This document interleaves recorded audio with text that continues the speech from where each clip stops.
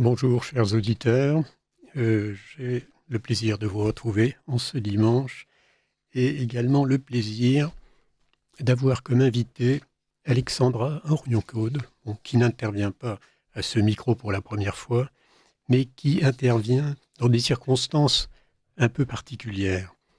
Vous savez, Alexandra Orion-Caude est généticienne et c'est une personne qui s'était spécialisée dans le domaine des ARN, qui est un très vaste domaine.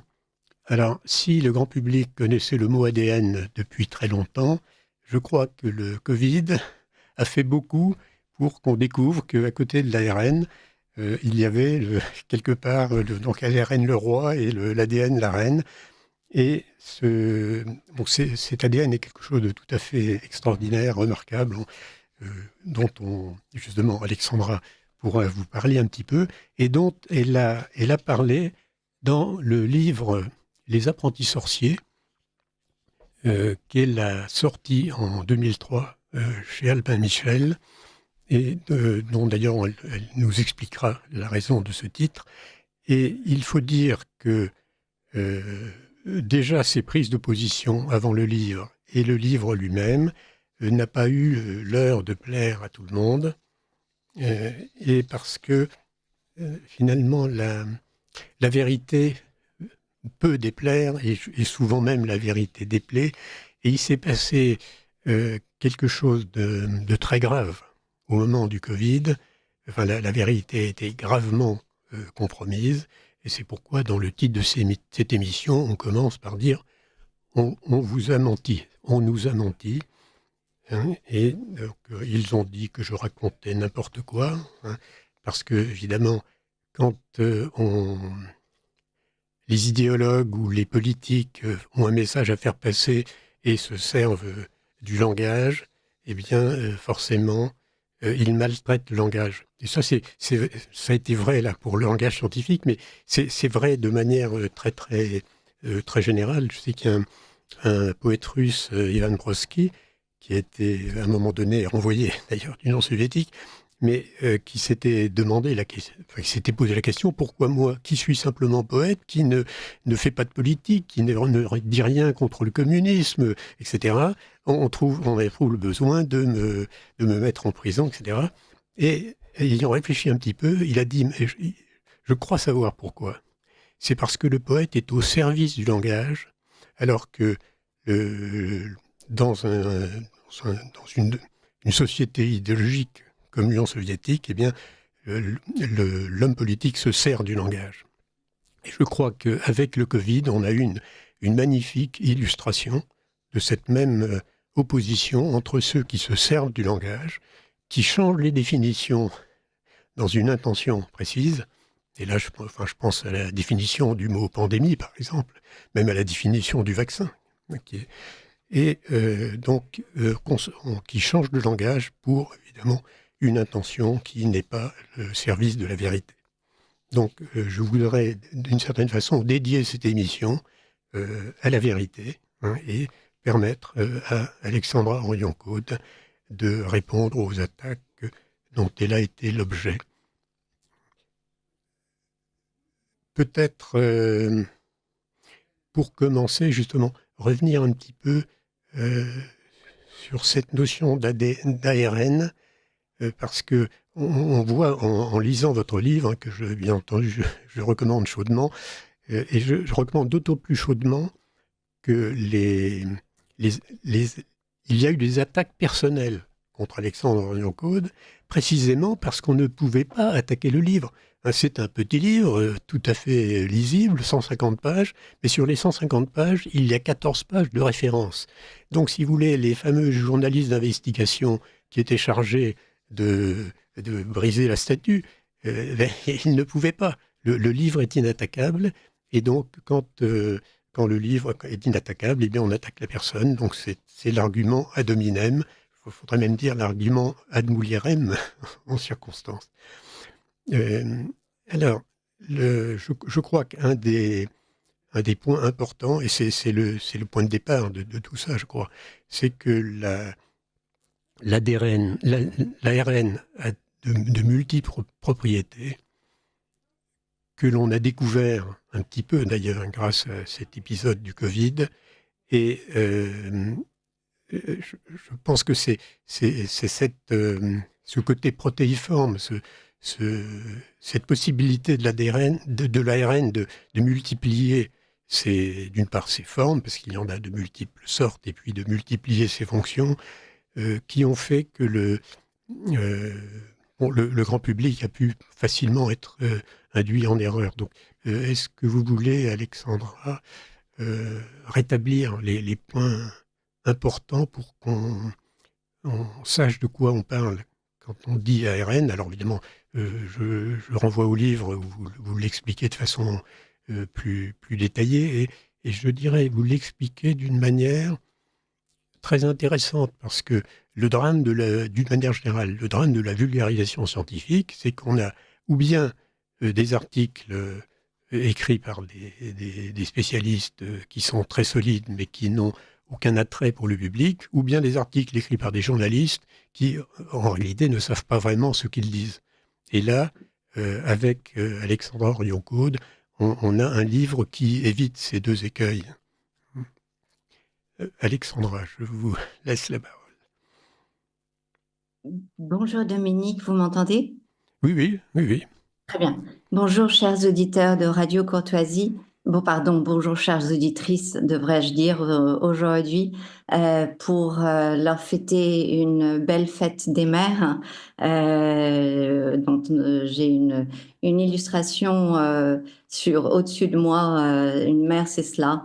Une mère, c'est une rencontre entre un enfant et un adulte, mais d'une rencontre particulièrement charnelle qui vient au terme de 9 mois d'une vie invisible et pourtant terriblement intime dans nos entrailles. Et puis il y a cette rencontre au moment de la naissance de l'enfant, et j'aime bien penser à cette vie comme étant une demi-droite. Elle a un point d'origine et ne se terminera jamais.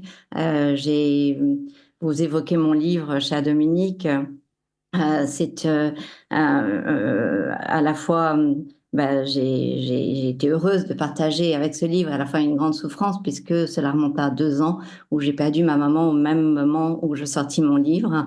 Et là, il y a un mois, je viens de perdre mon papa. Donc, je n'ai pas de maman à qui dire bonne fête des mères, si ce n'est toutes les mamans qui nous écoutent, hein, et que du coup, j'invite à tous les enfants de venir faire un câlin à leur maman, parce que avant tout, le lien d'une mère à son enfant, c'est un lien éminemment charnel, fait de chair et d'os, et c'est cela qui a beaucoup manqué dans cette crise Covid de mensonges, où en fait on a tout fait pour nous séparer dans une interaction physique et incarnée. Voilà, pardonnez-moi cette introduction, mais je me devais quand même de faire cette... Et en plus, au moment où vous avez commencé l'émission, je ne sais pas si vous avez entendu mon téléphone sonner, c'était un de mes enfants qui avait la bonté de me souhaiter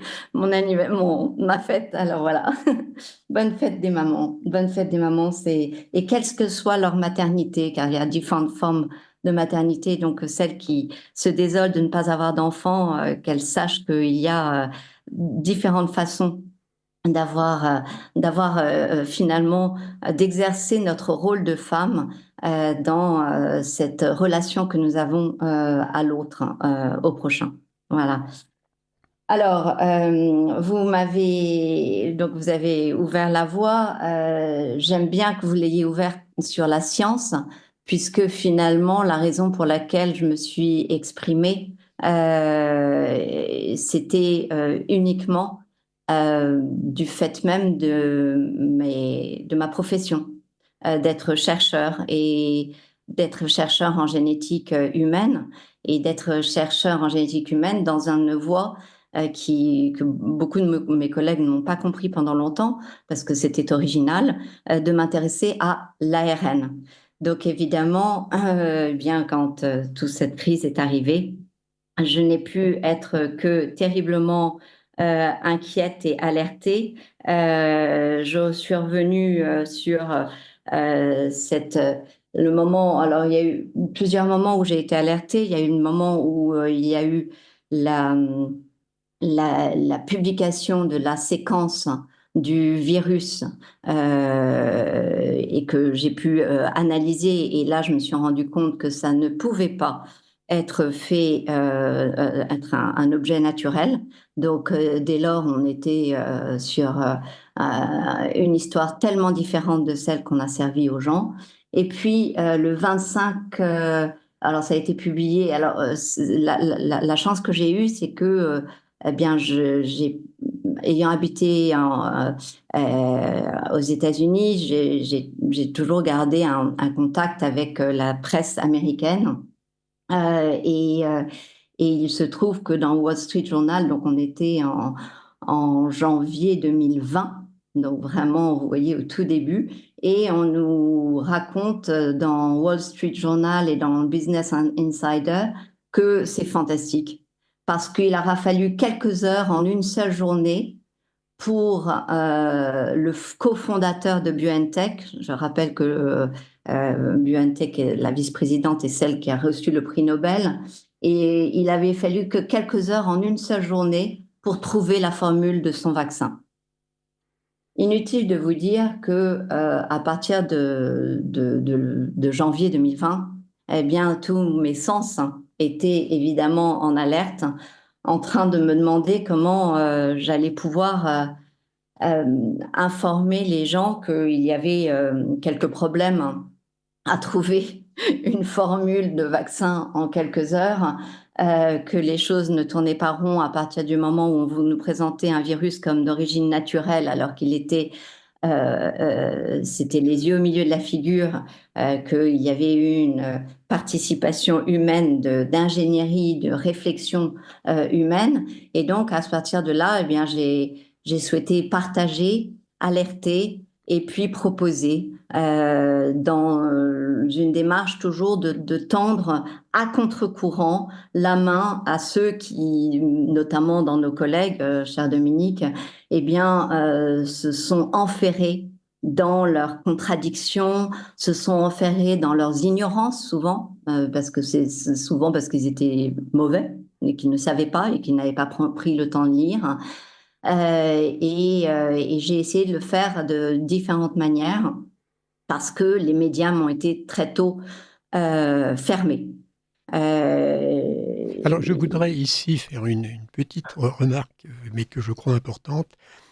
La plupart des scientifiques, la plupart des chercheurs, à 98 ou 99%, sont des salariés qui sont dans des équipes de recherche, qui sont liés à des contraintes de budget, etc. Et providentiellement, il se trouve qu'au moment où la crise a éclaté, Alexandra, vous veniez de sortir de l'établissement, vous restiez chercheur, mais à titre individuel, avec vos moyens propres, et ça vous a donné une liberté de parole que beaucoup d'autres chercheurs ne pouvaient pas avoir.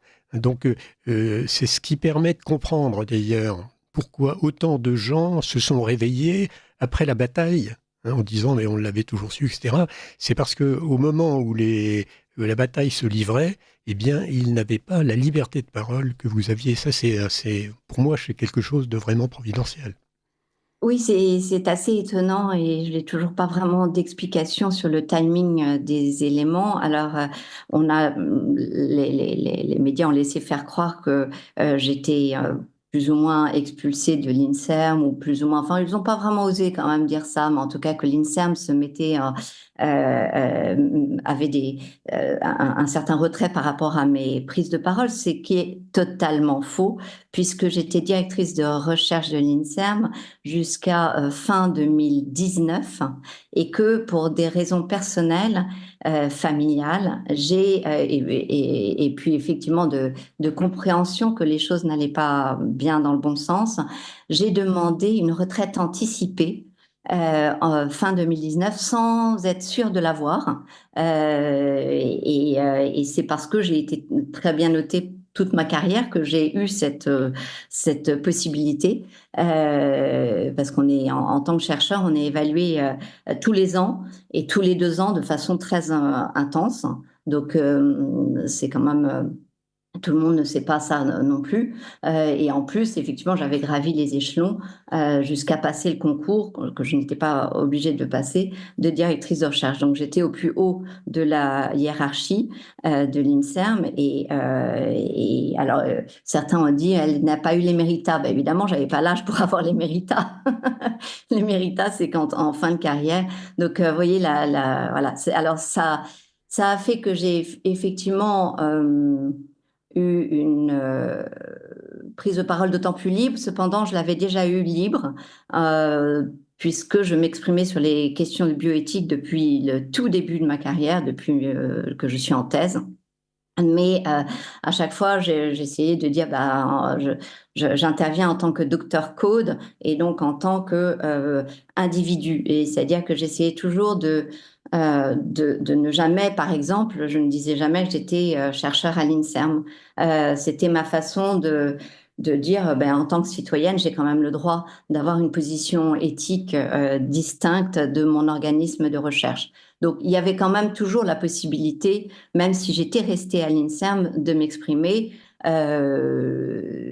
J'aurais été punie, certainement. J'aurais eu des rappels à l'ordre, certainement. Je ne sais pas ce qui se serait passé.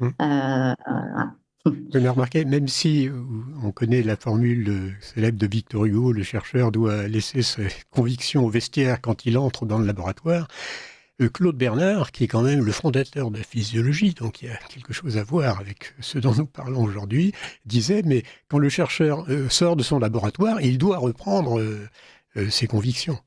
C'était, Oui, et c'est ça. lui-même n'hésitait pas du tout à faire valoir qu'il était catholique, par exemple, mais Et pour revenir pas sur dans son votre travail. poète, voilà. En tant que scientifique, quand vous parliez de votre exemple poète, moi je me disais, en tant que scientifique dans la biologie humaine, dans la génétique, eh bien, les mots ont vocation, les mots MOTS, pour nous, ont vocation à servir nos mots, à guérir nos mots MAUX. Donc, de la même façon que le poète, votre exemple du poète, je considère qu'effectivement, et là, à nouveau, je reviens sur les compliments que vous avez faits sur mon livre, qui n'étaient pas de la vulgarisation scientifique, qui étaient véritablement de la simplification. Et c'est là toute la différence. Je veux dire pour cela, c'est que j'ai toujours enseigné. Alors, il y a des chercheurs qui n'enseignent pas, qui choisissent de faire que la recherche. Moi, j'aimais pas l'enseignement. Mais je trouvais que les connaissances que j'avais, parce que j'avais trouvé, enfin, j'étais justement, dans des niches, par exemple l'ARN, eh bien, je devais le partager. Donc, j'ai toujours enseigné. Et donc, j'ai toujours eu à cœur de simplifier et d'avoir une approche didactique pour que les gens comprennent. Et donc, dans ce livre, c'est bien qu'on revienne sur ce livre parce que les gens l'ont soit lu, dévoré très vite, soit ont pensé que c'était un livre anti-vax. Vous avez raison de dire que bien c'est surtout, avant tout, un livre scientifique très original dans la mesure où il multiplie les exemples pour essayer que les gens comprennent et donc dans des référentiels différents pour partager mon émerveillement sur ce que nous sommes, sur cette façon que nous avons d'avoir une génétique, puisqu'on revient sur la fête des mères, bien, qu'est-ce qu'elle nous donne, notre mère? Comme notre père, il nous donne un matériel génétique, un petit baluchon d'ADN, un petit baluchon d'ARN, du papa et de la maman. Et roule ma poule, nous voici partis pour une nouvelle vie. Il y a des tas de choses qui émerveillent les gens dans cette force de cette information génétique quand je fais des présentations, et notamment le fait que, en fait, on est sur un livre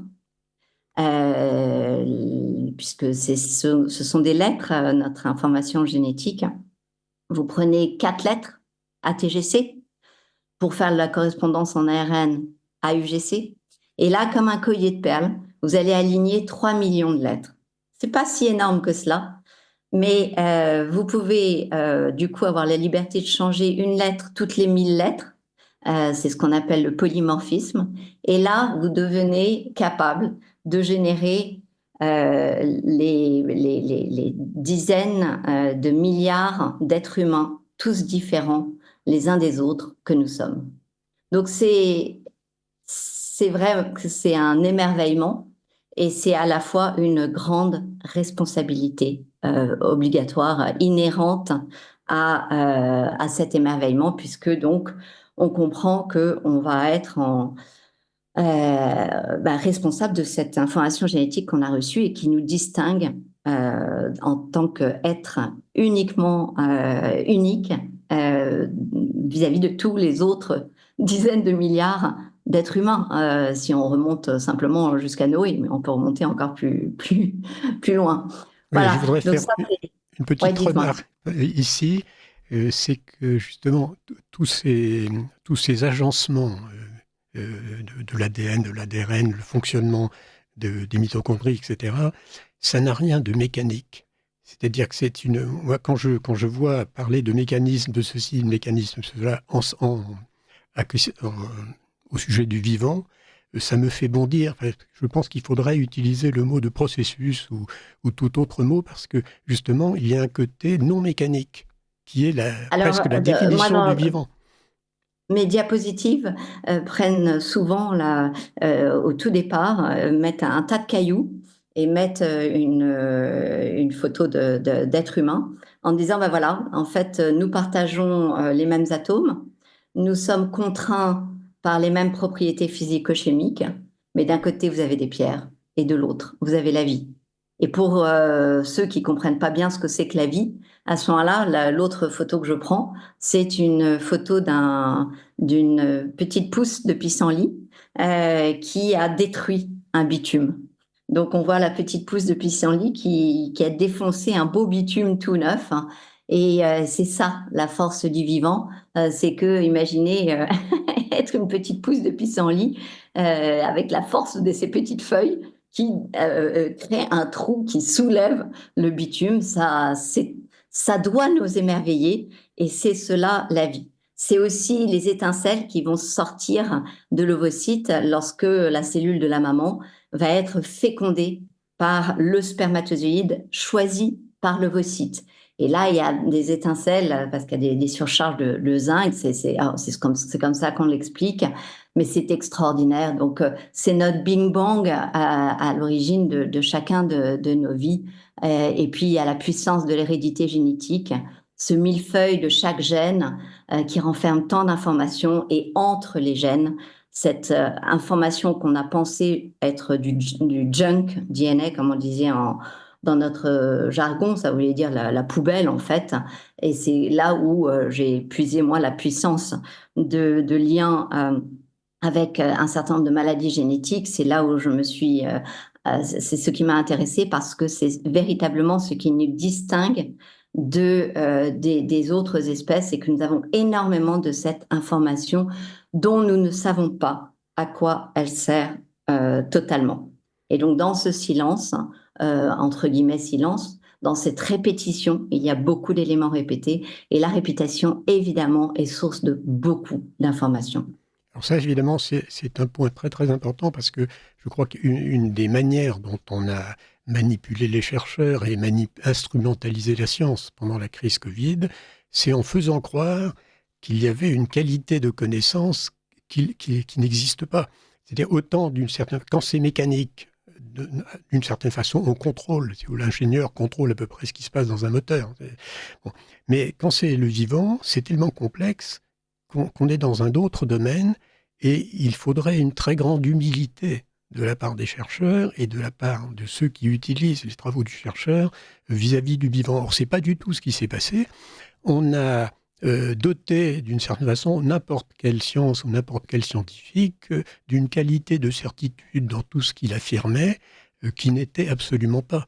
Et pour moi, le public s'est laissé avoir par une sorte d'autorité abusive de la science, alors que ceux qui parlaient au nom de la science ne savaient pas ce qu'ils disaient. Alors certains, Ouais. je pense, le faisaient intentionnellement, certains le faisaient parce qu'on fait confiance aux autres. Hein, il faut bien voir que aucun scientifique ne vérifie les expériences qu'on fait tous les autres.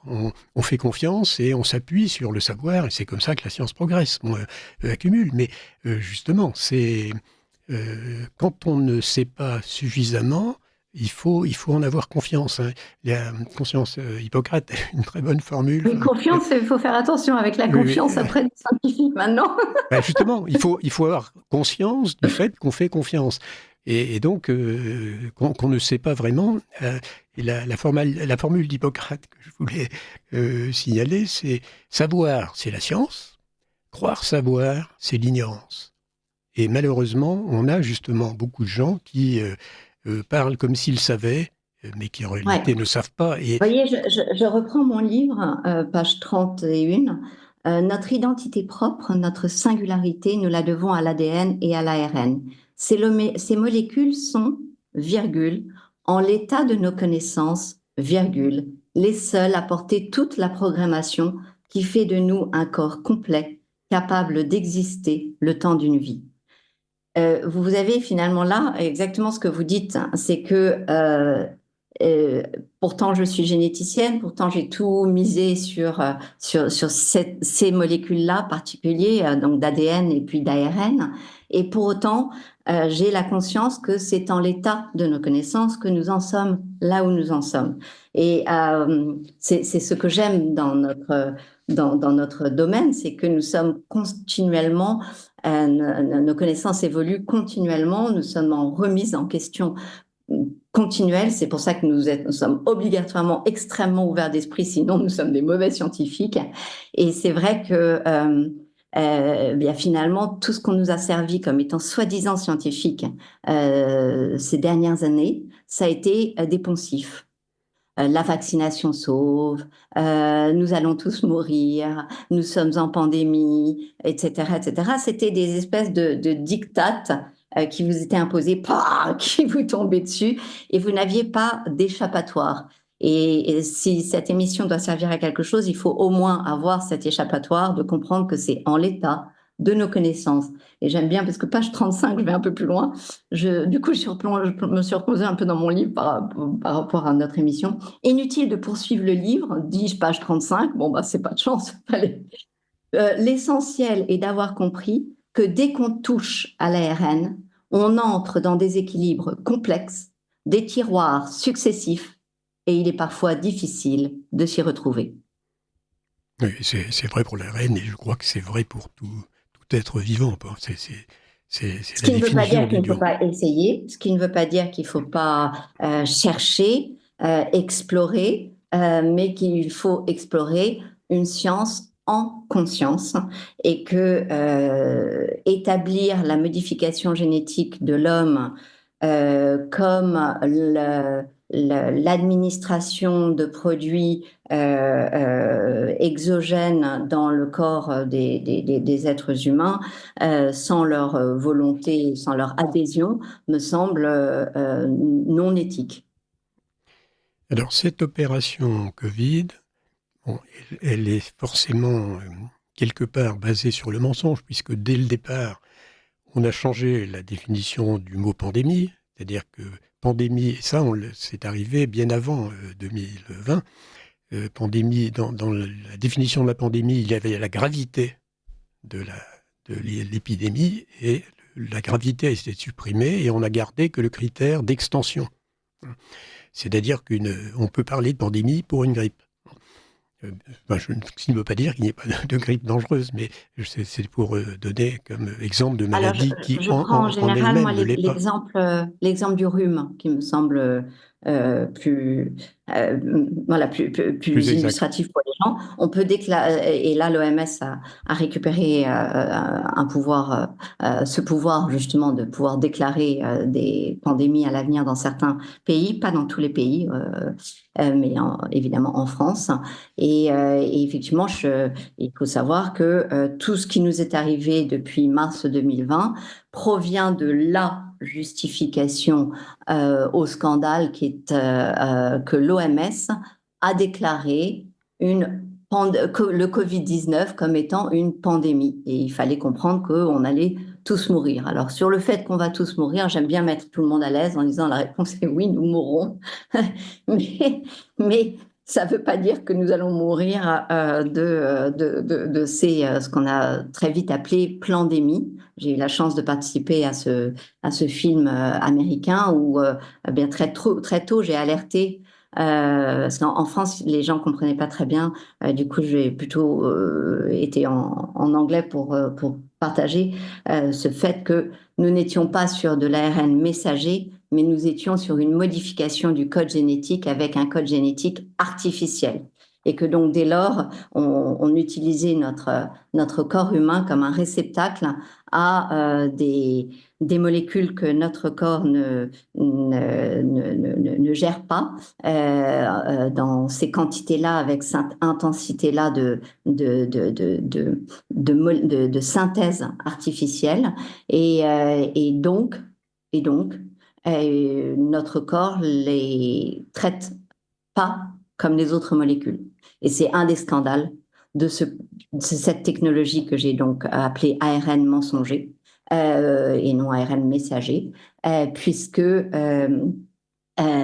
juste après que le prix Nobel ait été remis à Carrico et à Weissman pour cette technologie. Bon, d'abord, il y a eu les scandales par des journalistes chinois en disant mais il y a du conflit d'intérêts, donc parce qu'effectivement, elle était vice-présidente de BioNTech qui avait fusionné avec Pfizer, donc on était en gigantesque conflit d'intérêts et qu'en plus le Karolinska Institute était financé par Pfizer. Donc gros conflit d'intérêts. Et au-delà de ça, juste après, un article dans les revues les plus prestigieuses qui soit, pour nous, c'est Nature et Science, qui sont les plus prestigieuses, et qui sort et qui explique que cet ARN n'est pas lu comme un ARN normal. C'est-à-dire que, puisque nous avons des lettres, nous avons aussi un code.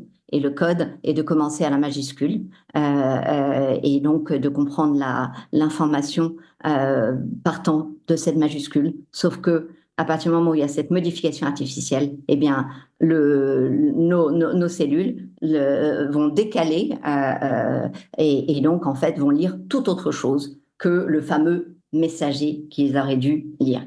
Donc, de toute façon, quoi qu'il en soit, cette technologie était mensongère et toujours, et demeure mensongère depuis le début. Et à ceux qui continuent à vouloir la développer, l'étendre, y compris aux animaux, eh bien, elle reste toujours aussi mensongère.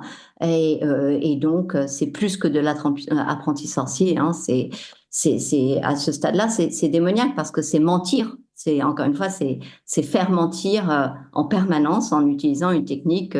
Vous dites que je produis un microphone et en fait, au lieu de produire un microphone, vous produisez du desktop. Ben, je suis désolée, mais vous êtes donc passible d'être poursuivi et au moins, puisque les poursuites n'ont pas encore lieu, enfin, mon livre est utilisé au Japon pour poursuivre Pfizer. J'aurais espéré qu'il fût utilisé en France. Enfin, je crois certains l'ont utilisé.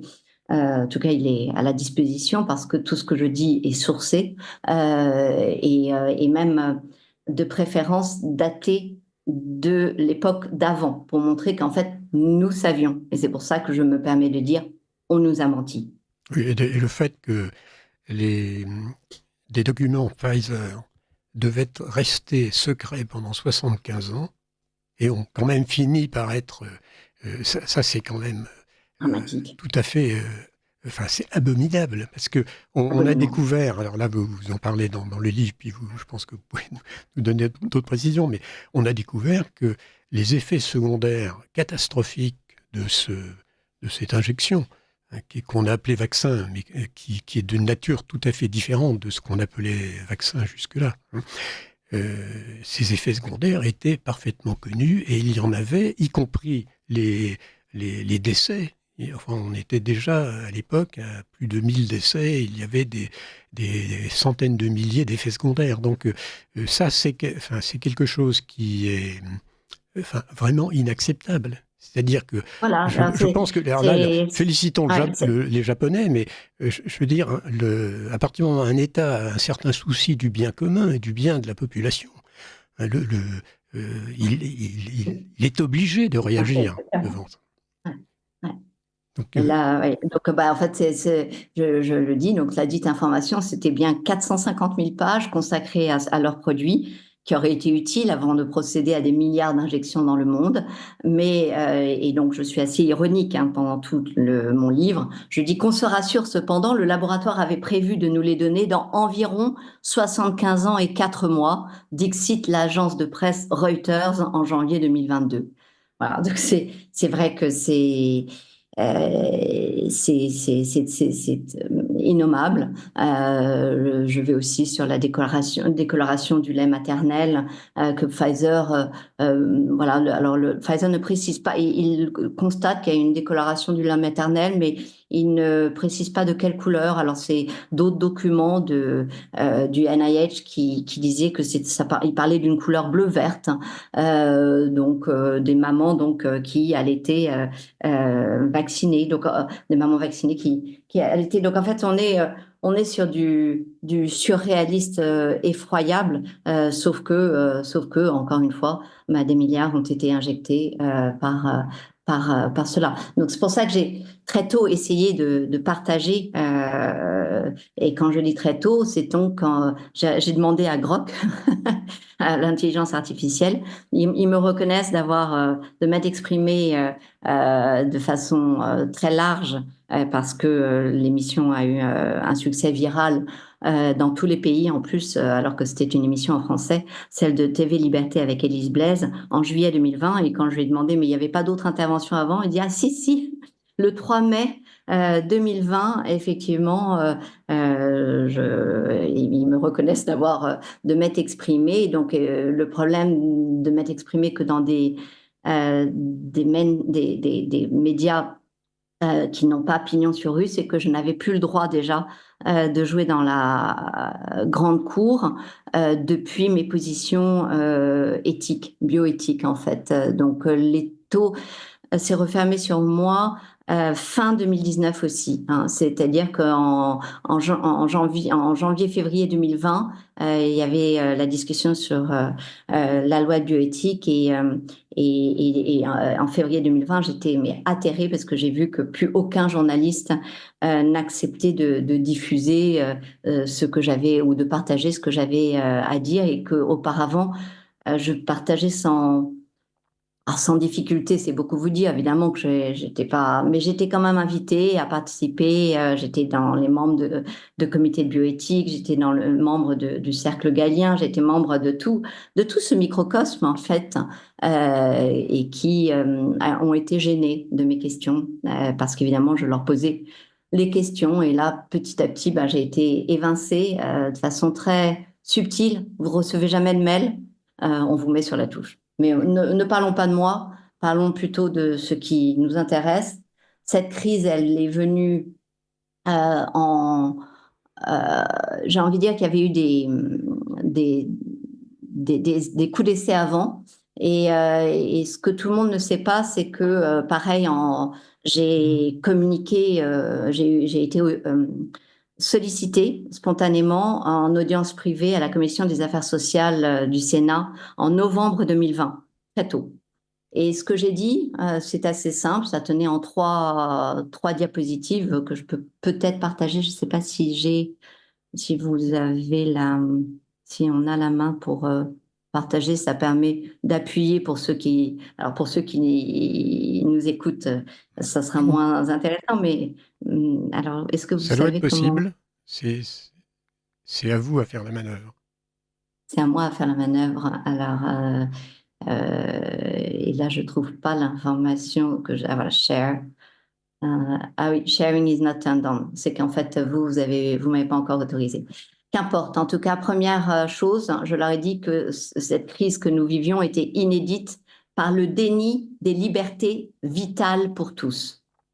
Et quand je dis liberté vitale pour tous, c'est la liberté d'aller et venir sur de courtes ou sur de longues distances. Évidemment, c'est une liberté vitale pour tous. C'est aussi le fait d'être soigné. Et parce que, à part les urgences, nous n'avions plus la possibilité d'être soignés. Et c'est aussi la liberté de refuser un acte médical, car la vaccination, l'injection de ces produits était un acte médical et vous aviez donc, par le droit français, le droit de refuser cet acte médical.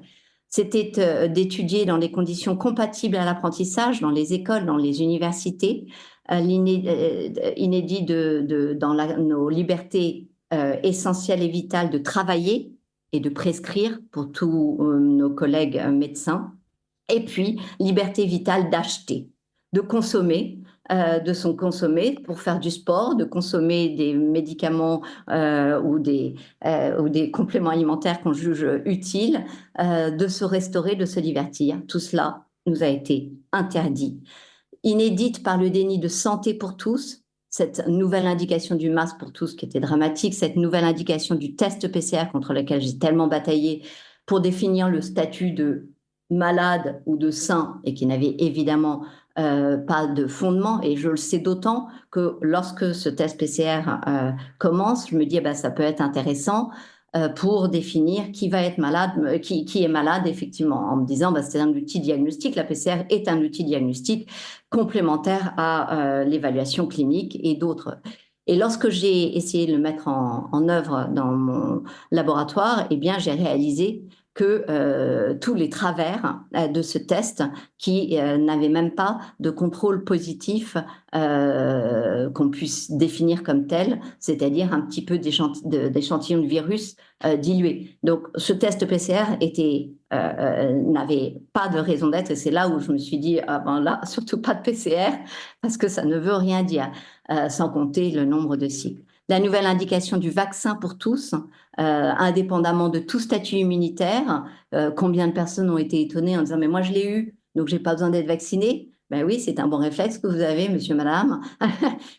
et pour autant, ils ont continué, ou alors mieux encore, enfin pire encore, les immunodéprimés qui n'avaient pas la possibilité de faire des anticorps et les médecins, des rhumatologues qui s'évertuaient à les injecter 6 fois, 7 fois en disant mais c'est bizarre, ils font pas d'anticorps. Bah oui, c'est sûr, ils sont immunodéprimés, voilà. Donc voilà. Et puis refus aux praticiens d'avoir identifié des soins parce qu'il y en a eu un grand nombre que ce soit les antibiotiques comme l'azithromycine que j'ai prêché comme très très tôt parce que je savais ses propriétés à la fois antibactériennes et antivirales.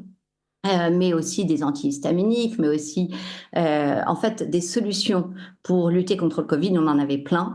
La seule, j'ai envie de dire, les seules qui étaient contre-indiquées, c'est celle qu'on a utilisée, c'est-à-dire le Doliprane, contre-indiqué pour la personne âgée dans le cas du Covid désormais, le Rivotril et puis les exposer à trop d'oxygène en les intubant, ce qui donnait un bon kick au virus.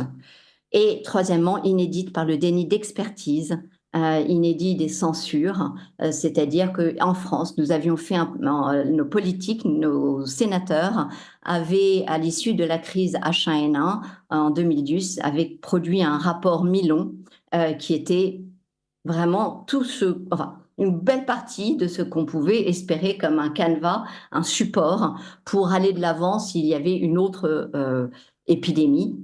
Et évidemment, ça n'a pas du tout été utilisé. C'est un des scandales. Et quand je m'adressais aux sénateurs, je me disais peut-être que là, ils vont repartir. Et l'autre, le déni que nous avons eu, c'est le déni scientifique.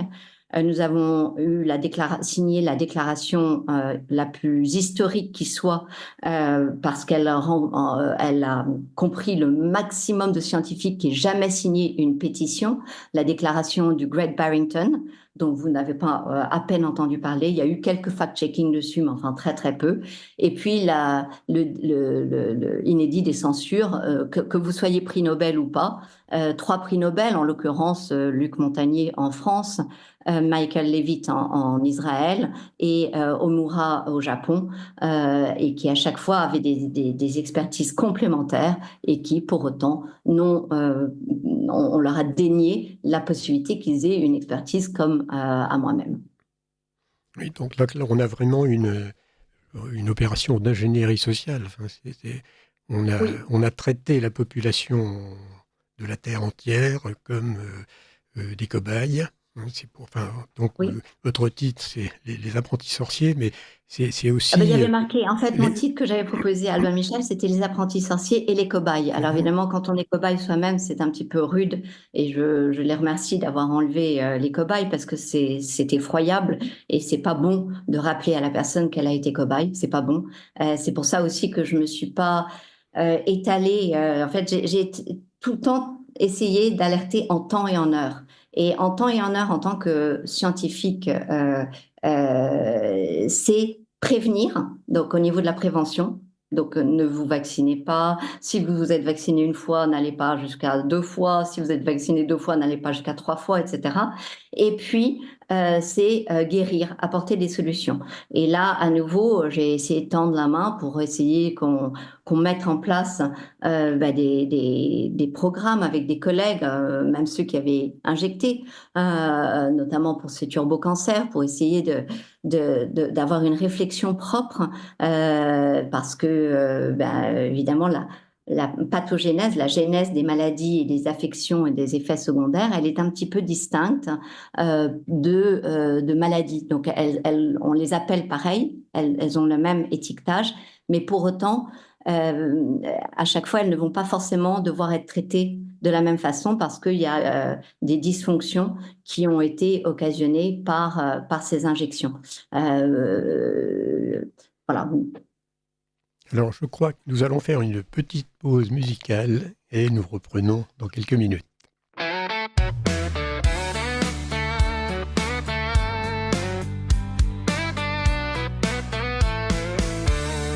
Je me souviens des jours sombres, le Covid en décor, les rues vides, les masques, les ordres en renfort. Des voix s'élèvent, des doutes, des questions dans l'air, mais on nous dit suivez, c'est pour votre salut, c'est clair. Il disait, regardez, le monde entier s'aligne, confinement, vaccin, une seule et même ligne. Si tous les pays le font, comment douter encore? Mais moi j'entends un écho, un murmure qui dévore. Pas une théorie, c'est pas un délire, c'est d'un complot, un plan qu'on refuse de voir. Quand tout s'accorde, quand tout se synchronise, faut pas fermer les yeux, faut voir la vérité qui brille. Des gens brillants parfois se perdaient dans l'idée. Si c'est faux, pourquoi tant de nations l'ont validé? Mais l'histoire nous apprend que l'union peut mentir. Quand le pouvoir s'unit, c'est la liberté qu'on va trahir. Il disait, c'est la science, c'est pour le bien commun. Porte ton masque, tais-toi, fais partie du rang. Mais dans l'ombre des fils, des mains qui tirent tout, un jeu bien plus grand qui se joue loin d'où. C'est pas une théorie, c'est pas un délire, c'est un complot, un plan qu'on refuse de voir. Quand tout s'accorde, quand tout se synchronise, faut pas fermer les yeux, faut voir la vérité qui brille. Vous appréciez cette émission? Alors aidez Radio Courtoisie à en produire d'autres. Rendez-vous sur soutenir.radiocourtoisie.fr. Merci d'avance. Vous êtes sur Radio Courtoisie et vous écoutez le journal dominical Lumière de l'Espérance, dirigé aujourd'hui par Dominique Tassot.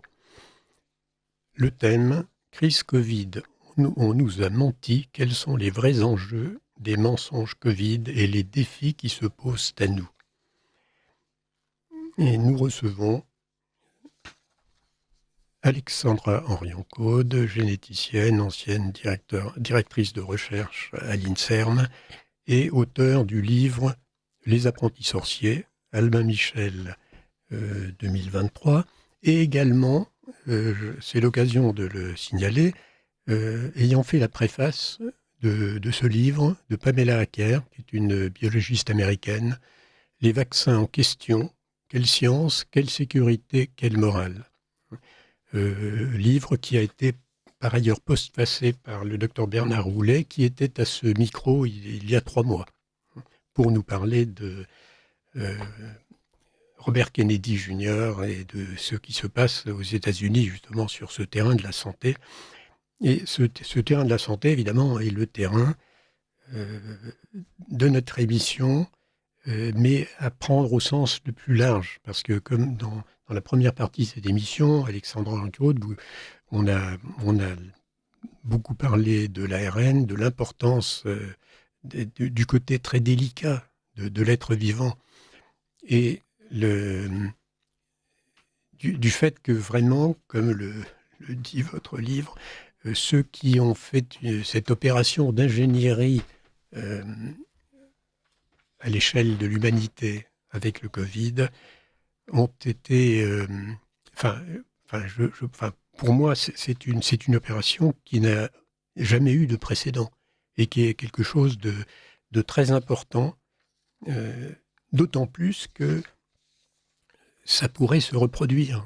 Je vois alors c'est sur BFM TV, je crois que ça date d'avant-hier, hein, on parle d'un NB181, Covid, un nouveau variant qui inquiète, etc. Donc on est en train de préparer les esprits. Alors est-ce que ça débouchera, est-ce que ça ne débouchera pas? On ne sait pas, mais enfin, on a eu cette opération extrêmement malsaine qui a consisté à asservir l'humanité, à casser les rapports sociaux, à détruire d'une certaine façon la santé, et ce pendant des mois et des mois. Et finalement, la menace n'est pas encore échappée. Alors, je vois, Alexandra Henrion-Caude, que vous avez mis à l'écran une diapositive, enfin un écran, et c'est ça, comprendre l'ère du temps, la valse vicieuse en 300. Mais avant d'en venir au commentaire, là, un message d'un auditeur, hein, qui exprime ses très vifs remerciements pour l'invité, hein, en disant qu'il a acheté et lu le livre avec le plus grand intérêt et qu'il l'a relu et relu avec soin. Disons, cet auditeur m'ôte tout scrupule à avoir fait, évidemment, d'avoir recommandé moi-même ce livre qui me paraît très bien fait, justement parce qu'il est compréhensible par tous, mais en même temps rigoureusement exact, ce qui est rarement le cas. Alors, je lis sur l'écran, puisque là, je mets à la place des auditeurs qui ne voient pas l'écran. Et donc, je lis « Comprendre l'ère du temps, la valse vicieuse en 3 temps ». Est-ce que vous pouvez le commenter, Alexandra? Oui, assez rapidement. En fait, nous sommes partis de la case numéro 1 qui était l'ignorance, et sur laquelle les gens s'accommodent évidemment avec la mémoire et donc disent « Ah, mais moi j'ai su depuis le début, je savais, etc. » C'est pas en général exact, parce que il y avait un tel matraquage médiatique qu'il fallait être au-delà de fort pour être non touché par ce matraquage. J'en veux pour preuve, à nouveau, page 11 dans mon livre, le journal du dimanche, le 13 juin 2020. Plus d'1 million d'articles sur l'épidémie ont été publiés dans la presse depuis le 1er mars. Comment vouliez-vous échapper à ce matraquage? Et ce matraquage, donc, évidemment, reposait sur notre ignorance. L'ignorance que, en janvier 2020, certains se vantaient d'avoir fait un vaccin en quelques heures, d'autres publiaient une séquence tronquée à certains endroits et qui montrait que nous avions en face une bestiole qui avait été faite en laboratoire. Donc cette ignorance, c'est compliqué parce que il capitalise sur le fait de vous stresser. Et quand on vous stresse, eh bien, d'abord, on vous met dans une mauvaise posture sur votre santé, mais surtout, on altère votre bon sens. Et Alors là, ceux qui sont... je me permets de vous interrompre, Alexandra, parce que vous avez dit comment résister à ce matraquage, un tel matraquage, etc. Il y a une solution extrêmement simple, c'est d'écouter Radio Courtoisie. Parce que là, vous saurez que l'information des grands médias n'est pas toujours exacte, qu'elle est biaisée, et vous acquérez les réflexes de recul par rapport à l'information. On n'a pas les mots, personne n'a l'agence France-Presse, mais on a le droit. Et en faux. Je m'inscris en vrai et en faux parce que c'est bien parce que j'ai regardé le Wall Street Journal, j'ai lu attentivement le Reuters pour savoir qu'il y avait des essais cliniques en Afrique du Sud sauvages, etc., que j'ai, en calculant le nombre de doses qui avaient été commandées par tête de pipe européen, et c'est là où je me suis rendu compte que ça c'était pas 1 ou 2 doses comme on nous annonçait, mais 6 ou 7 doses, etc., que j'ai pu aussi être, j'ai envie de dire, aussi pertinente et le plus en amont, beaucoup plus en amont que la plupart des gens qui vous ont alerté. Donc, oui et non, parce que sur Radio Courtoisie, en 2020, vous n'aviez pas ces informations-là. Donc, il faut vivre dans notre monde et justement vivre dans notre monde avec l'éclectisme que cela représente, mais avec... alors, c'est là où Radio Courtoisie est intéressant, c'est qu'effectivement, cela vous aide à comprendre le poids des mots, à l'importance de choisir les mots. Je me suis toujours trouvée indigne de parler sur Radio Courtoisie, puisque j'ai souvenir de Radio Courtoisie il y a quelques années où vraiment la langue, le français utilisé était vraiment quasiment la langue de Molière. Voilà, donc oui et non, cher Dominique. Oui, non, mais je crois qu'il faut... Voilà. Bien sûr, bien sûr. Alors, Ouais. on ne C'est remplace... important parce que à l'heure actuelle, les gens vont que sur les réseaux sociaux, ils disent BFM TV, c'est de la merde. La réponse c'est peut-être de la merde, mais ils sont en fait informés par le gouvernement. Et donc, le gouvernement sort des informations qui sont importantes. Et par exemple, quand je me suis mise à batailler vraiment fortement la loi de bioéthique du président de la République en 2019 et 2020, c'est bien parce que je savais que notre président ferait ce qu'il avait dit qu'il ferait, et donc je le craignais. Et comme nous savons que ces lois sont plus que abjectes, et notamment cette euthanasie, là, cette obligation à mourir en cours de discussion. J'aimerais juste libérer nos auditeurs avec cette phrase de saint Thomas d'Aquin: seules les lois justes méritent le respect. Que ce soit pour la crise Covid ou que ce soit pour la suite de ce qui nous tombe dessus, seules les lois justes méritent le respect.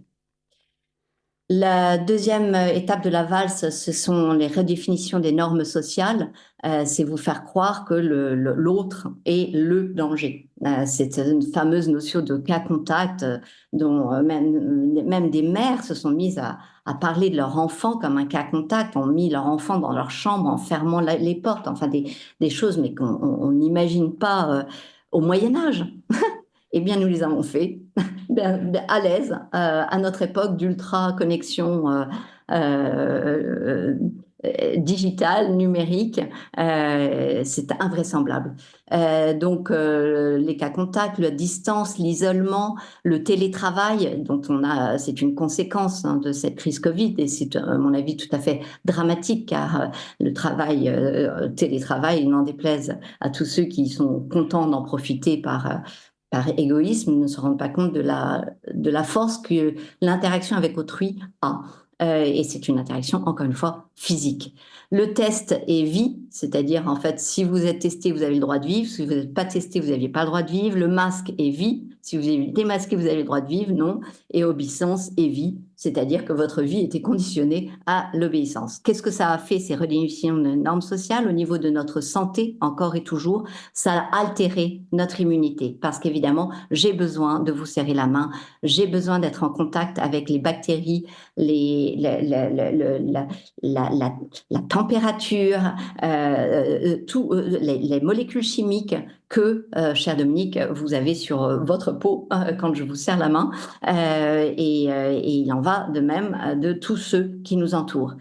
Et enfin, dernière étape, la dissolution du lien de la santé. Et ça, on le voit bien, avec cette loi épouvantable sur laquelle il faut vraiment se mobiliser. Là, d'un prochain rendez-vous, je sais que c'est demain soir qu'il y a un rendez-vous devant l'Assemblée nationale en prière qui a été, pour ceux qui prient. Je crois que tout le monde est invité, même si vous n'êtes pas catholique. Venez devant l'Assemblée nationale. Bref, finalement, ce sont les aides-soignants dont on redéfinit le métier en disant c'est des aides à mourir. C'est ça qu'en fait on est en train de faire. Et quant aux médecins, quant aux pharmaciens, on dissout leur lien. Ils n'ont plus la possibilité d'exercer leur propre conscience. Et puis on supprime tout l'historique médical du patient. Donc c'est une perte de chance. Voilà pourquoi j'ai nommé cette valse vicieuse en 3 temps pour essayer que justement nous sachions résister demain. Donc contre l'ignorance, le bon sens. De bon sens. Et vraiment, j'ai vu comme ceux qui avaient fait beaucoup d'études étaient finalement beaucoup plus faibles dans cette crise. C'était pas plus mal de voir ça que des gens qui avaient simplement leur bon sens. Et ça, c'était quand même magnifique. Hein. C'est que simplement par bon sens, vous dites, mais c'est juste pas possible, quoi, en fait. Et puis, les normes sociales, pour moi, c'est l'intégration au cœur, en fait. C'est se recentrer sur notre cœur. Combien d'amis de nos rangs, entre guillemets, m'ont dit que je racontais n'importe quoi, ne serait-ce qu'au moment du décès de Luc Montagnier. C'est-à-dire qu'en fait, ils pensaient que j'étais capable de raconter que quelqu'un était décédé alors que c'est un collègue. Comment est-ce que j'aurais pu prendre le risque? Vous imaginez? En fait, c'est comme si vous preniez le risque d'annoncer mon décès, cher Dominique, alors que vous n'en savez rien. Et là, vous faites traiter de fake, de propagateur de fake, etc. Enfin, donc, et qu'est-ce que ça veut dire ça? Ça veut dire que les gens étaient pris dans leurs réseaux sociaux. Donc, vous dénoncez les médias mainstream, c'est bien, mais il faut aussi dénoncer les réseaux sociaux dans ce qu'elles ont d'excessif, c'est-à-dire qu'elles nous déconnectent du réel, et notamment de notre cœur et de réflexes de notre cœur. Donc, je ne sais pas comment appeler ça, le bon sens du cœur. Il y a le bon sens de la raison et il y a le bon sens du cœur et du corps. Voilà. Et enfin, effectivement, face à cette médecine détruite, essayer d'avoir un lien avec un médecin que vous appréciez parce que vous avez besoin d'amis médecins. C'est ça que j'aurais tendance à dire. Actuellement, on voit bien donc se faire des amis, même si on n'est pas toujours d'accord sur tout. Je crois que tant qu'il est temps, faisons en sorte de se faire des amis par l'amour que nous pouvons leur apporter. Alors, on vient de parler des médecins, et je pense que les médecins, le corps médical, ont fait partie des grandes victimes de cette opération, parce que d'une certaine façon, on leur interdit de soigner, alors que soigner est la vocation du médecin, et ce qu'il s'engage normalement par serment à faire, avec le serment d'Hippocrate. Donc, on leur a interdit de faire ce pourquoi ils sont là, et en même temps, on leur a imposé des soins contraires à la liberté de prescription, qui était quelque chose d'absolument fondamentale dans l'acte médical. Justement, le docteur Roulet, dont je parlais tout à l'heure, me racontait que quand il avait passé ses études de médecine, on offrait aux médecins un livre, et il y avait au milieu de ce livre une page presque blanche, avec simplement une phrase au milieu qui était le médecin est libre de ses prescriptions. Or, aujourd'hui, alors c'est quelque chose qui malheureusement, cette liberté est entaillée depuis longtemps d'une autre manière, mais dans le cas de la crise Covid, ça a été poussé à un point qui est, je dirais, presque ontologique pour les médecins. Oui. Voilà. Moi, justement, un auditeur non vacciné et manifestant, donc qui faisait partie de ceux qui ont fait la bonne analyse, parce que il ne faut pas culpabiliser les gens qui ont été, et d'autant plus que beaucoup n'avaient pas tellement le choix, pratiquement, de se faire vacciner, et enfin peu de gens pouvaient se faire des faux certificats, etc. Enfin, donc, il ne faut pas, comme vous le disiez d'ailleurs au début de l'émission, culpabiliser les vaccinés, mais il faut quand même féliciter ceux qui ont résisté à la vaccination et qui ont manifesté. Et donc, cet auditeur vous embrasse, Alexandra. Ah ben voilà, un peu de contact physique. Voilà, je pense j'accepte. Il l'a fait intentionnellement et bien sûr. Mais c'est vrai que ces manifestations, on ne reviendra jamais assez dessus. À l'époque, j'avais bien honte. On était en fait en lien avec des tas de collègues scientifiques du monde entier très tôt, en 2020. Et eux commençaient des espèces d'énormes manifestations à Londres, à Berlin. Et nous, en 2021, on avait l'air de 3 Pékin. On était une trentaine, Fontaine des Innocents à Paris. On essayait de faire entendre notre voix entouré de 40, je ne sais pas combien de dizaines de cars de CRS surdimensionnés par rapport à nos propres carrures. Et c'est vrai que ces manifestations, les gens nous regardaient en disant pauvre gars, quoi. Sauf quand elles ont commencé à germer dans tous les villages, dans toutes les villes. Et là, le recensement que j'ai pu faire sur les réseaux sociaux, parce que personne ne faisait ce travail de dire à quelle heure, quel rendez-vous, etc., a été, à mon avis, un petit boulot de fourmi. Donc, comme quoi, toute personne peut être utile, à tout niveau que ce soit, dans ces cas-là. Et cela permettait quand même, en passant devant les cafés, des gens, de leur faire voir il y avait quelque chose de pas normal. Eux, ils étaient assis au café, nous, on n'avait pas le droit d'y aller. Mais qu'est-ce que c'était que cette France? Qu'est-ce que c'était que cette France qui n'avait aucun sens?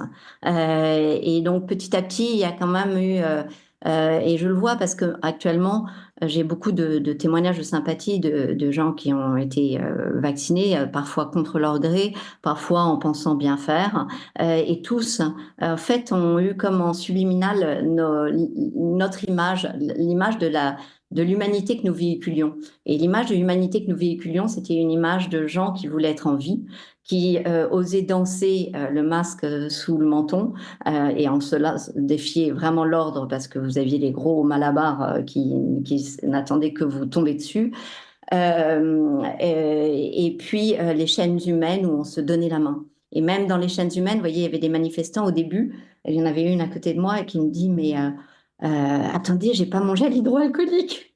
Et là, je lui dis, mais c'est pas grave, vous me faites confiance, on se prend la main. Et c'était très difficile parce qu'on était évidemment surveillés. Et donc, la moindre augmentation ou enfin, quelqu'un aurait été malade à nos manifestations, immédiatement, on aurait fait la une des journaux en disant, voilà, vous regardez, voilà ce qui s'est passé, etc.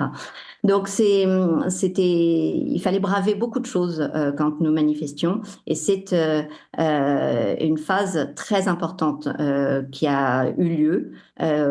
Autrement dit, l'intelligence collective, elle va dans un sens, l'ingénierie sociale, pour nous détruire, mais elle va aussi dans l'autre. Il faut garder cette spontanéité de pouvoir nous réunir, regarder les oiseaux dans le ciel lorsque ils volent en meute, en groupe, et puis que tout d'un coup ils ressentent, je sais pas, ou une menace, il y en a un qui a la réception de l'information, et hop, le, le, le, la masse des oiseaux va changer d'orientation. Donc, je crois fondamentalement à cette intelligence collective que nous avons en réponse finalement à cette ingénierie sociale. Donc, moralité, n'ayons pas peur. N'ayons pas peur, et plus on va aller dans les réseaux sociaux du ah, je te fais peur parce que plus si on n'a pas la possibilité, si on n'a pas de pouvoir sur les choses qui sont faites, à ce moment-là, il vaut mieux rester bien ancré en disant ça je ne comprends pas, ça je n'accepte pas de mettre dans mon corps, je peux jeûner longtemps parce que on a une résilience en soi qui est qui est tout à fait sidérante. Voilà. Je dis cela parce que j'ai moi eu un lecteur, pas un auditeur, qui m'a dit dès que nous exprimons nos doutes sur la vaccination ou avançons des faits concrets, on nous accuse de mensonges ou d'ignorance. Il faut des preuves scientifiques claires, sinon toute parole devient un risque. J'ai envie de dire, si en leur offrant mon livre, dont tous les droits d'auteur ont été reversés aux fameux suspendus dont la condition était innommable, confisquer l'outil de travail de gens qui font du bien autour d'eux, parce que c'était des soignants, c'est inconcevable. Ça reste là une des plus grandes violences qui a été faite et dont évidemment on a peu parlé. Et donc, il peut utiliser ce livre comme cadeau. Après, il y a un moment où si les gens ne veulent pas entendre, il ne faut pas non plus se mettre nous-mêmes en mauvaise santé à force d'essayer de faire valoir la stricte vérité. Et des exemples dans ce livre, il y en a vraiment, franchement, chaque page, il y a des citations qu'ils peuvent utiliser. Donc c'est pas si vraiment ils veulent convaincre. Après, je crois que on ne convainc que ceux qui ils veulent bien être convaincus, c'est-à-dire que ceux qui veulent bien être humains, que ceux qui veulent bien comprendre que une loi qui confond le corps avec la vie en disant mon corps m'appartient, donc je peux disposer de ma vie et mettre en péril tout le lien médical et le serment d'Hippocrate qui convient avec la possibilité de l'obligation déontologique de soigner, eh bien, nous ne pouvons, j'ai envie de dire, nous ne pouvons rien contre ces gens qui sont d'une froideur de cœur et donc, à mon avis, de corps. Voilà. Alors, je ne dis pas qu'il ne faut pas tendre la main, on peut, mais ne nous altérons pas, n'altérons pas notre bon sens et notre lien à notre cœur pour autant. Oui. Alors, vous parliez tout à l'heure de bon sens, hein, et le bon sens, il est individuel, et ce qui était extraordinaire dans cette réaction collective qu'il y a eu quand même en France et ailleurs, hein, c'était justement d'avoir la dimension intersubjective qui donne une objectivité. Parce que je pensais à Solzhenitsyn en vous écoutant. Vous savez que quand il a été expulsé de l'Union soviétique, il venait de sortir un tout petit ouvrage dont le titre est, alors en russe c'est Jitnepolji, alors souvent c'est traduit ne pas vivre selon le mensonge, mais mot à mot, c'est vivre, mais pas selon le mensonge. C'est-à-dire, il faut vivre et il faut mettre en avant la vie, et c'était la réaction saine là, de toutes ces réactions de refus des contraintes à l'époque, c'était des réactions saines, des réactions de l'être vivant. La différence entre l'être vivant et l'être mort, c'est que justement, le vivant réagit. Et la première des réactions, c'était effectivement, alors c'était de réagir contre le mensonge quand on était capable d'identifier qu'il y avait mensonge. Et là, je dirais, un auditeur me dit que justement, c'est bien grâce à Radio Courtoisie que nous avons eu la bonne information et surtout l'esprit de discernement. Voilà, c'est ça, effectivement. Bon, Radio Courtoisie, évidemment, ne pouvait pas donner toutes les informations, etc. Alors, il y a des gens dont le métier, et c'est le cas des chercheurs, est de s'informer et d'avoir accès à l'information juste. Bon, ça, évidemment, l'homme de la rue ne peut pas se permettre de le faire. Donc, il est dépendant d'autrui pour son information, mais malgré tout, justement, si il a acquis à l'usage le minimum de discernement, eh bien, il va pouvoir deviner là où est le mensonge. Et c'est vrai que dans le cas du Covid, le mensonge était à chaque étape, et ça n'est que maintenant que l'on voit à quel point tout était mensonge. C'est-à-dire les masques, c'était faux, les tests, c'était faux, le vaccin, c'était faux, etc. Donc, on a vraiment une opération de mensonge alors, qui d'abord, ne vaut pas forcément pour la recherche. Alors, un autre auditeur, donc, après avoir passé 40 ans dans un organisme scientifique, dit « Je n'ai jamais fait confiance à qui que ce soit.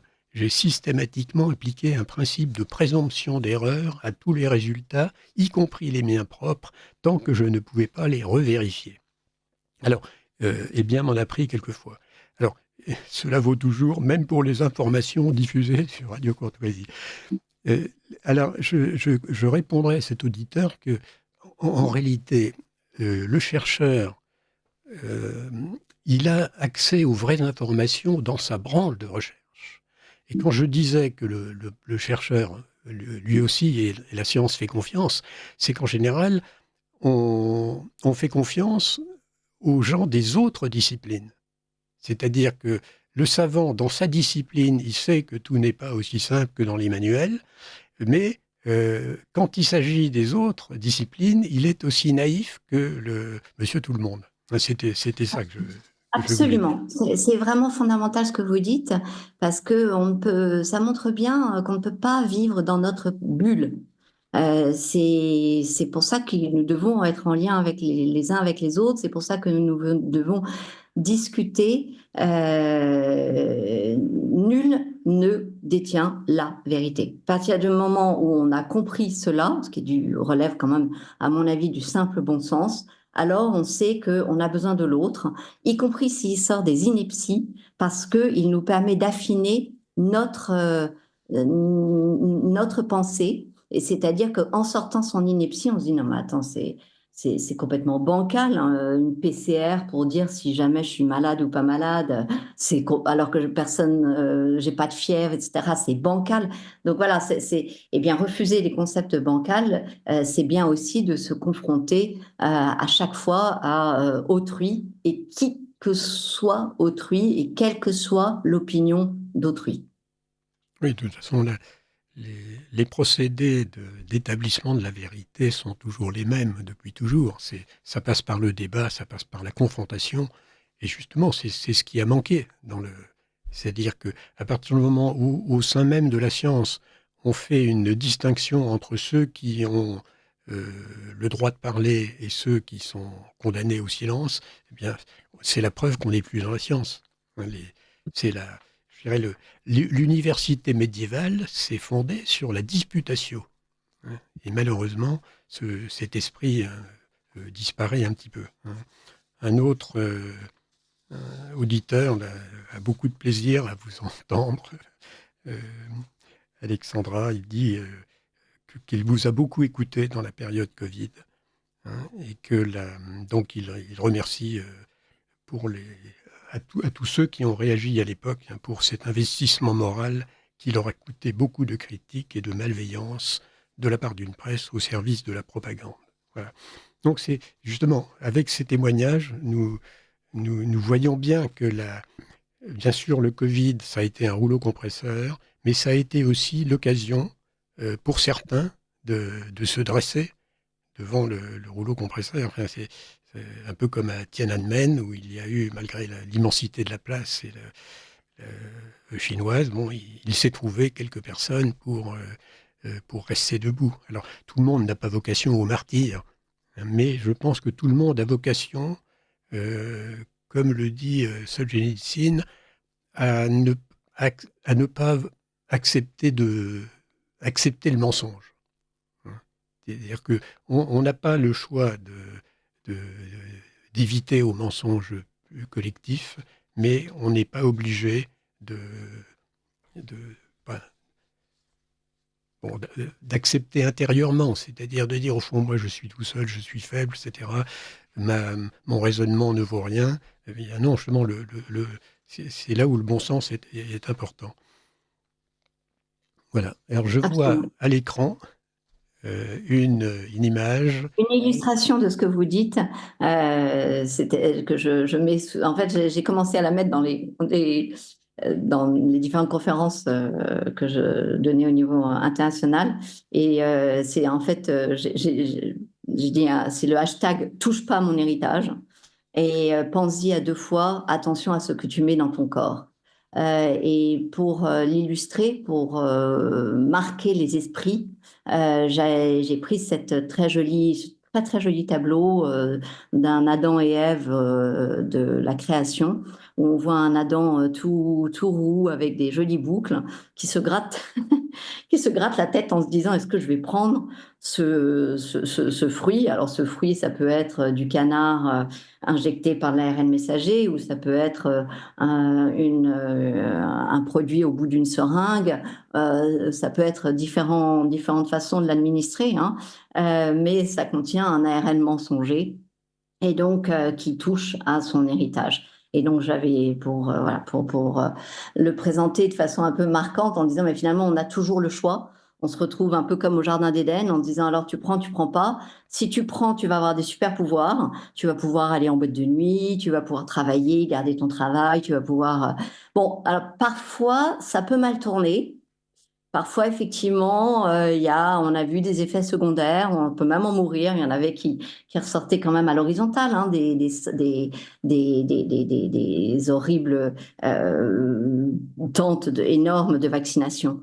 Alors, Ça, on l'a vu très vite, hein, très, très tôt. On a vu des infirmières qui s'écroulaient devant nous juste après avoir été injectées. Donc, on savait que ça pouvait vraiment mal tourner.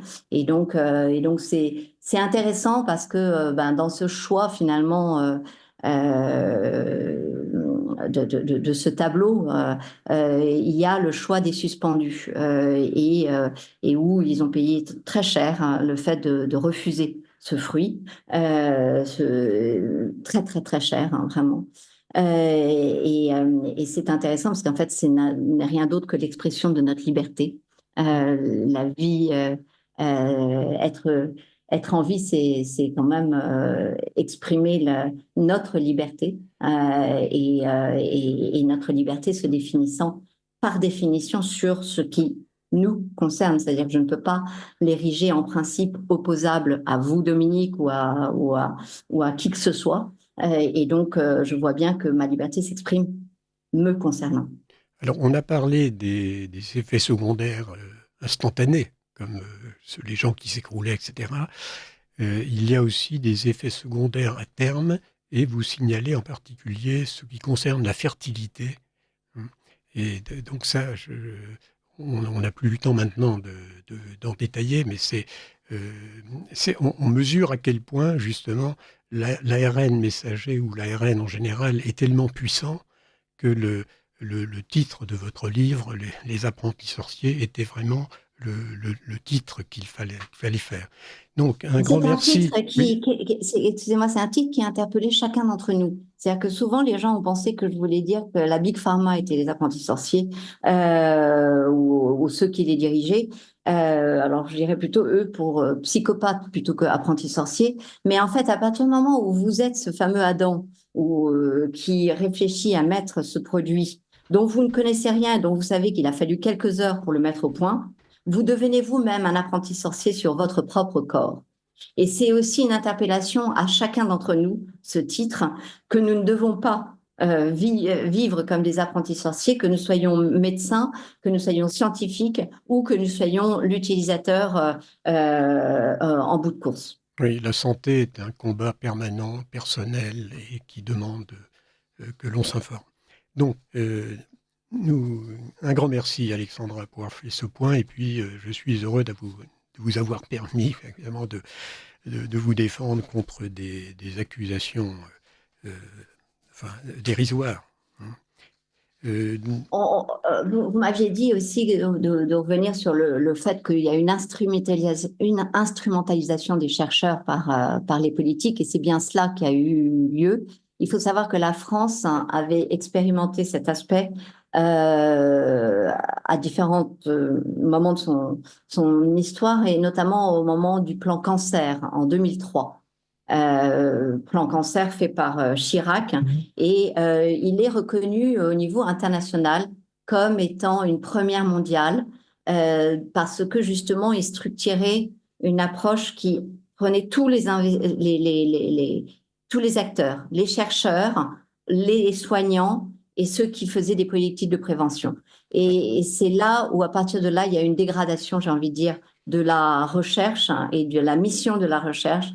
C'est-à-dire que missionner un chercheur sur un plan, c'est des mesures assez que le communisme a mis en route, mais qui ne correspondaient pas, à mon avis, avec la véritable réalité nécessaire à faire une science, une vraie science qui questionne et qui procède du voilà. disputatio dont vous avez Donc, parlé. très juste. Merci Alexandra Claude.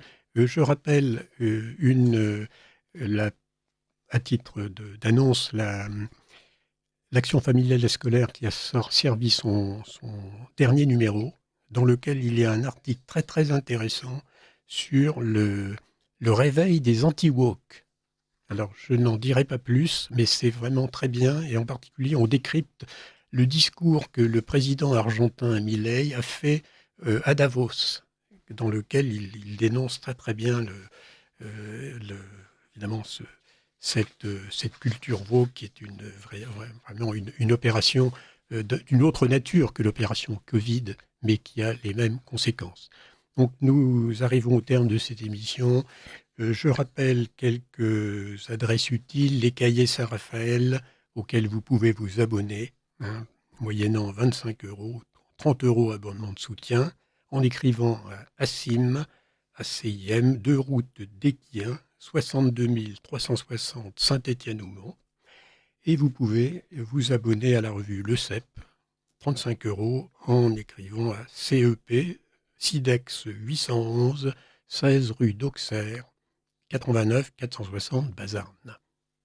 Voilà, à bientôt et Le rendez-vous demain est le demain. 26 mai à 19h30 devant l'Assemblée pour ceux qui veulent manifester quand même un sursaut d'humanité qui est indispensable. Voilà, et bon dimanche à tous.